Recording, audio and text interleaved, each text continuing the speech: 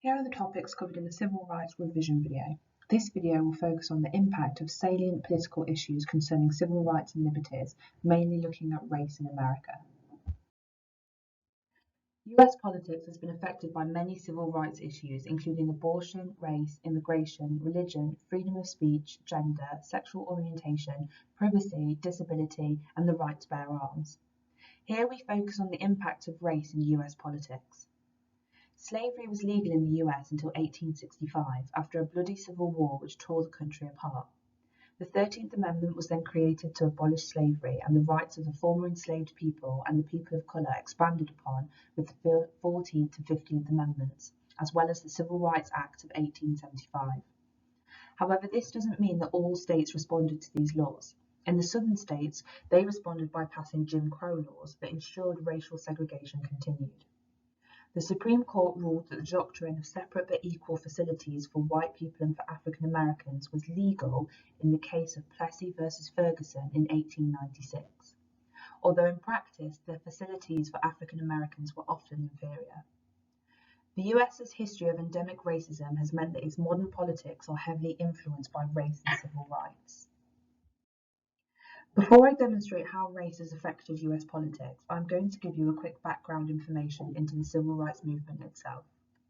The civil rights movement began in the late 1940s and was led by pressure groups and campaigners and religious groups alike. It achieved landmark Supreme Court victories, including Brown v. Topeka in 1954, which led to the ending of the policy of segregation in the American South.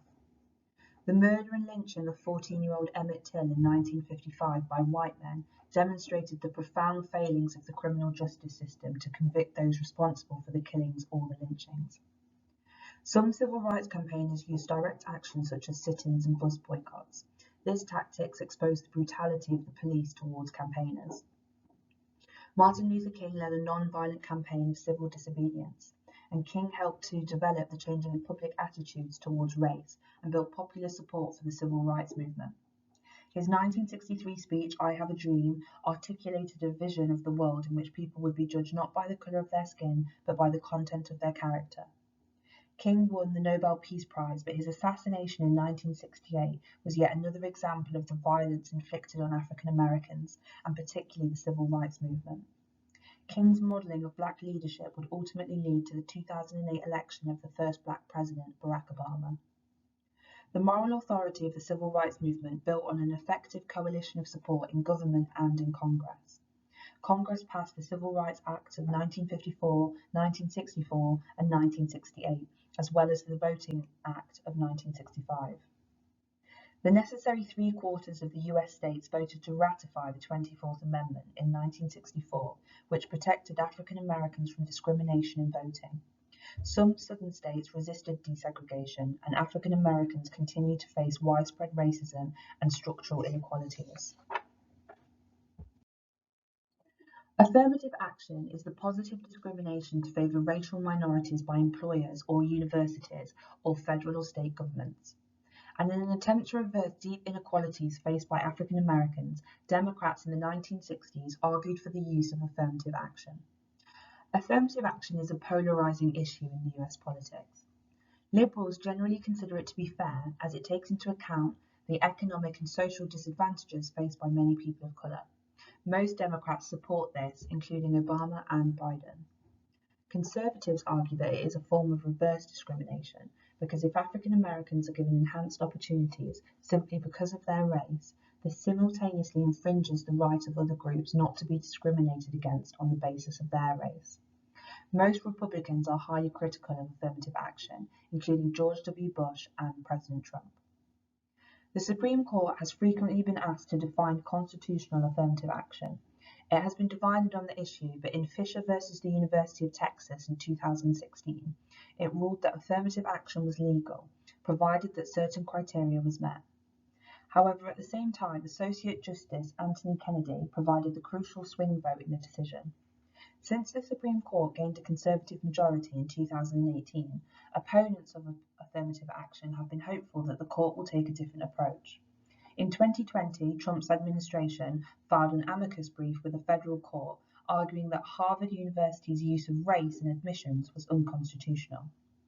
The federal court ruled in Harvard's favour, but the addition of Amy Coney Barrett to the Supreme Court in October 2020 provided a 6-3 Conservative majority, with the potential to rule against affirmative action in the future should the court decide to hear the case.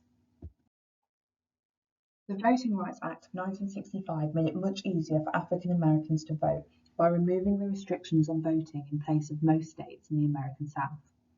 As a result, African Americans' turnout grew dramatically, particularly in states where they faced extreme discrimination, such as Mississippi, where turnout increased from 7% in 1964 to 67% in 1969. African Americans became an important group of voters, particularly in the South where their numbers were greater. Politicians began to tailor their policies to attract African American support, and African American candidates were elected to office. However, in Shelby County versus Holder in 2013, the Supreme Court ruled that states could impose restrictions on voting, arguing that the country had changed a lot since 1965. More than 25 states have introduced voter restrictions since 2010, including strict voter photo identification requirements. Hispanics and African Americans are less likely to have the required identification, so their turnout has fallen in states with stricter voter identification laws, while white turnout has hardly been affected. African Americans and Hispanics are also more likely to vote Democrat, meaning that the voter identification laws make it easier for Republicans to win elections. In 2016, black voter turnout fell by 7%, reversing a trend of increasing turnout since 1966, and this contributed to Hillary Clinton's defeat. The incarceration rate for African Americans is more than 5 times that of white people. In 2018, 12% of the US adult population, but 33% of prisoners were African American. In contrast, 63% of adults and just 30% of prisoners were white. One possible explanation could be a higher rate of crime committed by African Americans. Evidence from the Bureau of Justice and FBI suggests that African Americans are statistically more likely to commit certain types of crime than white Americans, and some sociologists have suggested that this may be because African Americans are also more likely to be socio-economically disadvantaged. However, the difference in crime rates does not fully explain the difference in incarceration rates. Although African Americans and white Americans both use drugs at a similar rate, African Americans are 6 times more likely to be incarcerated for drug charges. During the COVID-19 crisis, African Americans received more than 80% of summons for social distancing violations in New York City. This all suggests that the law is not being applied equally. More than half of all low-income African American men have spent time in prison, which has a vast impact on their lives and future employment prospects.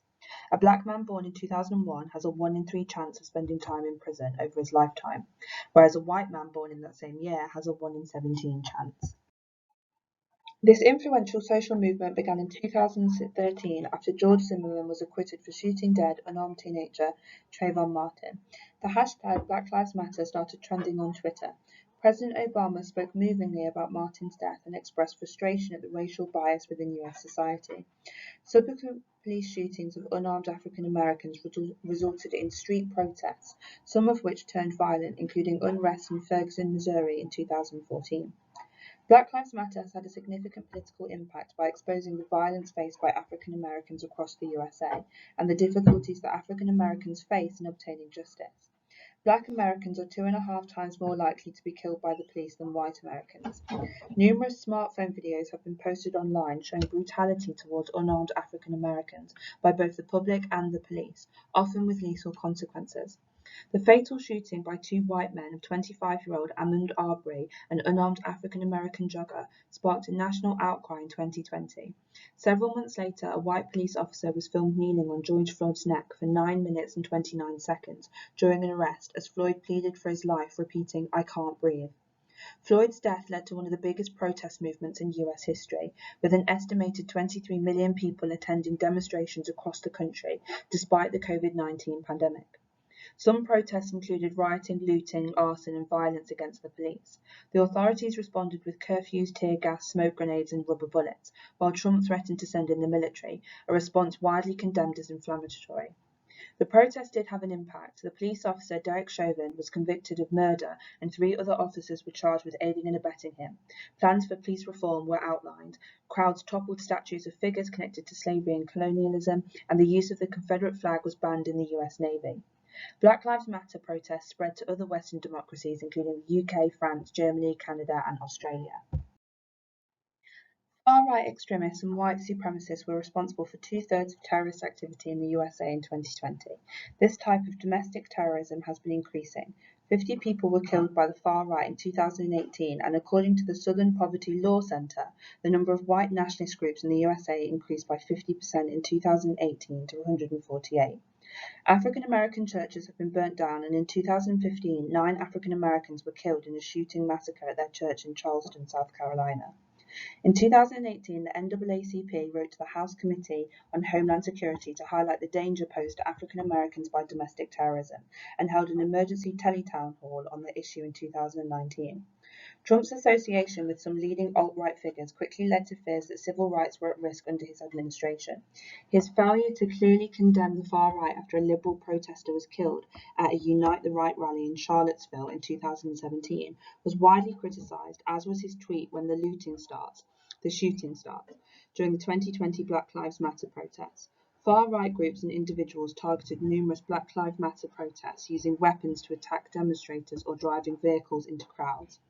Far-right extremism is also a grave threat to other minority groups, particularly Hispanics, who have been targeted since Trump identified stopping illegal immigration from Mexico as a major policy priority. 23 people were murdered in 2019 shooting at a Walmart in El Paso, Texas, with Hispanics being the main target. In 2018 and 2019, Jews were targeted in 2 synagogue shootings that killed a total of 12 people. Hate crimes against Asian Americans rose by 150% in large cities in the USA in 2020. Many argued that Asian Americans were facing racial scapegoating for the global pandemic after Trump described COVID-19 as the Chinese virus. Ultimately, the rise of the far right poses a threat to democracy itself. Swastikas and Confederate flags were on display when armed militia members entered the Michigan Capitol in April 2020, and again in January 2021, when a mob attempted to take over the US Capitol.